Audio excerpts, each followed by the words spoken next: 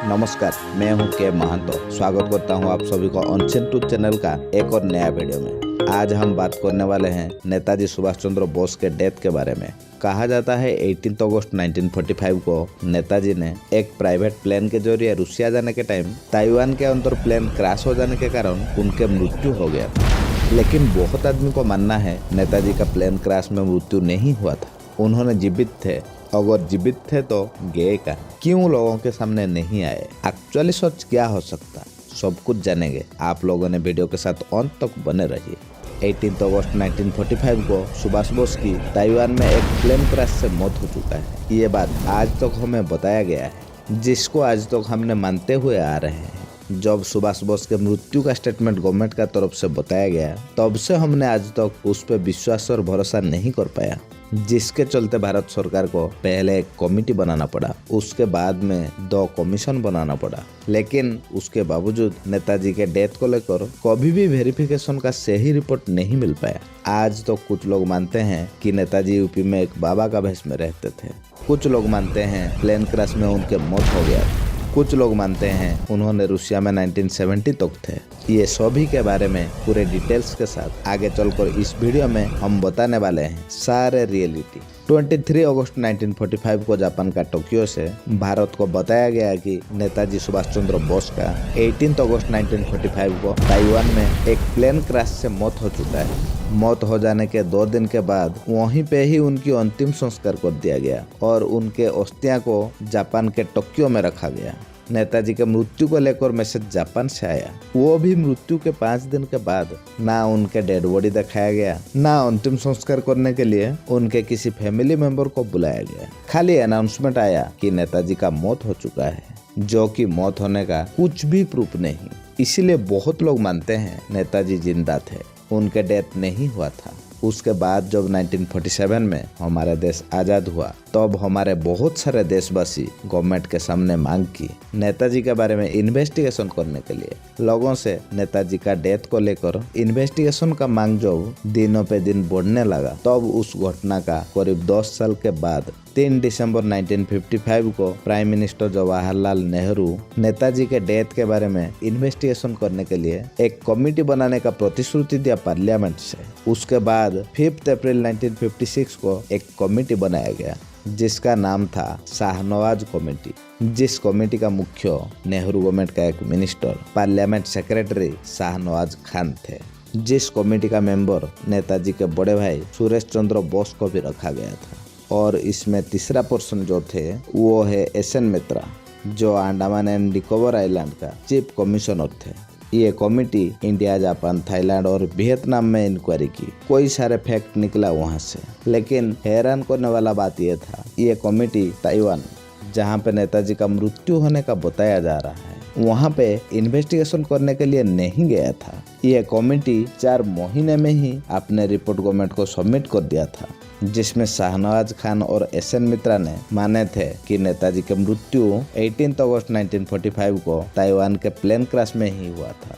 और तीसरा पर्सन सुरेश चंद्र बोस, जो नेताजी के बड़े भाई थे, उन्होंने इन्वेस्टिगेशन में जो नोट्स बनाए थे वो पार्लियामेंट में दिए थे, जिसमें बताए थे कि ताइवान में कोई प्लेन क्रैश नहीं हुआ था। और ये जो कमेटी बहुत सारे डॉक्यूमेंट्स उससे छुपाया है। उनके बोलने का मतलब नेताजी के डेथ को लेकर बहुत सारे डॉक्यूमेंट से उससे दूर रखा गया था। नेताजी का बड़े भाई सुरेश चंद्र बोस उस कमेटी का अकेला आदमी थे, जो उस कमेटी का डिपॉजिट किया हुआ रिपोर्ट में साइन नहीं किए थे। लेकिन सुरेश चंद्र बोस अकेला पड़ गए थे, मेजोरिटी उनके पास था, इसीलिए गवर्नमेंट उनको एक्सेप्ट किया। और भारत सरकार नेताजी का मृत्यु 18 अगस्त 1945 को ताइवान में हुआ था बोल के एक्सेप्ट किया। जब लोगों को पता चला नेताजी के बड़े भाई सुरेश चंद्र बोस ने शाहनवाज कमेटी के रिपोर्ट का ऑपोजिट पक्ष में थे, तब से लोगों ने उस कमेटी के रिपोर्ट को नहीं माने और गवर्नमेंट के सामने और एक बार जांच के लिए मांग रखी। लोगों के डिमांड को देखते हुए 11 जुलाई 1970 को खोसला कमीशन बनाया गया, जिसका हेड थे G.D. खोसला, जिनके नाम पर यह कमीशन बना था। G.D. खोसला पंजाब हाईकोर्ट के रिटायर्ड चीफ जस्टिस थे।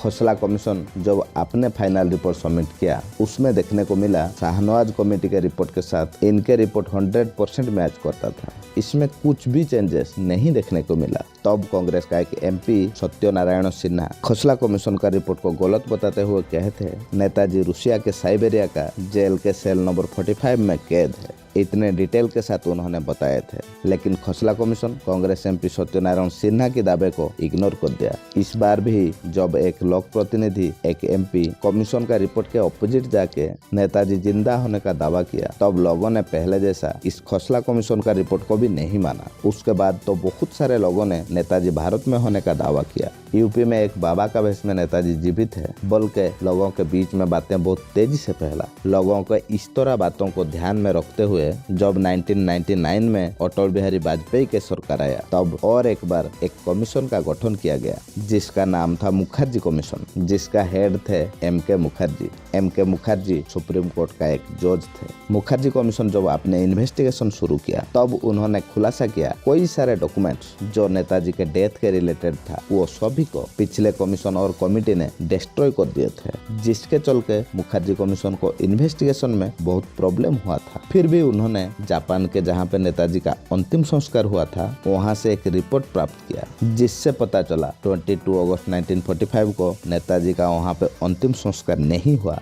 उस डेट में वहाँ पे एक ही आदमी का अंतिम संस्कार हुआ था, वो एक जापानीज सोल्जर था। और उसके बाद ताइवान का नेशनल सेंट्रल लाइब्रेरी में जाके जब मुखर्जी कमीशन ने पता किया, तब पता चला 18 अगस्त 1945 के डेट में किसी भी तरह की ताइवान के अंदर प्लेन क्रैश नहीं हुआ था। उसी डेट को प्लेन के रिलेटेड छोटा मोटा एक्सीडेंट होने का खबर भी नहीं मिला। उस समय की ताइवान का सभी न्यूज़पेपर मुखर्जी कमीशन देख लिया। अगर नेताजी का मृत्यु प्लेन क्रैश में हुआ था, तो फिर प्लेन क्रैश जैसा घटना न्यूज में कैसे नहीं हो सकता है। मुखर्जी कमीशन को जापान और ताइवान कहीं से भी नेताजी के डेथ होने का खबर नहीं मिला।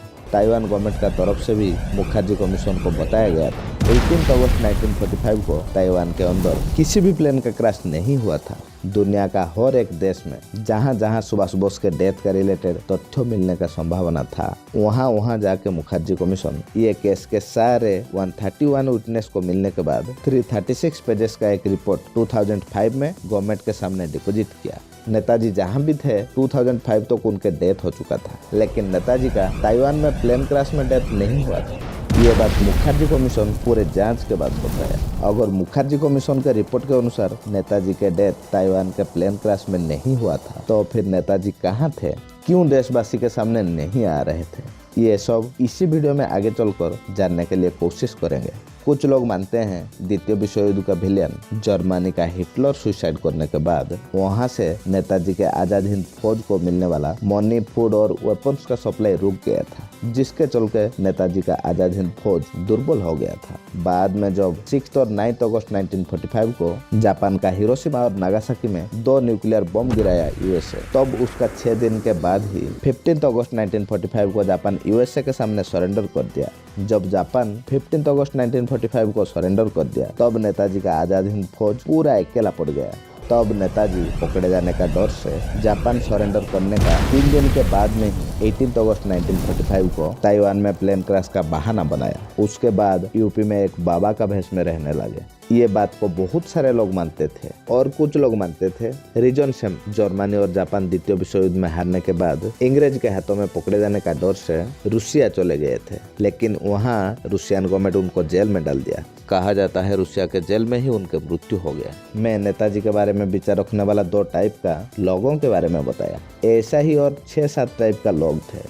नेताजी का चाहे ताइवान का अंदर प्लेन क्रैश में डेथ हो गया था या फिर वो जिंदा थे, जो भी है रीजन एक ही था। नेताजी का आजाद हिंद फौज को मनी, फूड्स और वेपन सप्लाई करने वाला जर्मनी और जापान द्वितीय विश्व युद्ध में हार जाना। 6 और 9 अगस्त 1945 को जापान का हिरोशिमा और नागासाकी में यूएसए के द्वारा 2 न्यूक्लियर बम गिराया गया था। उसके 6 दिन के बाद 15 अगस्त 1945 को जापान सरेंडर कर दिया और उसके 3 दिन के बाद 18 अगस्त 1945 को नेताजी के ताइवान के अंदर प्लेन क्रैश में मृत्यु का खबर। आप सभी में बहुत ही ज्ञानी गुणी लोग हैं, सच और झूठ क्या है आप लोगों ने अंदाजा लगा चुके होंगे। नेताजी के डेथ के लेकर आप लोगों का क्या विचार है कमेंट बॉक्स में जरूर रखिएगा। साथ में वीडियो अच्छा लगा तो लाइक करना ना भूलिएगा।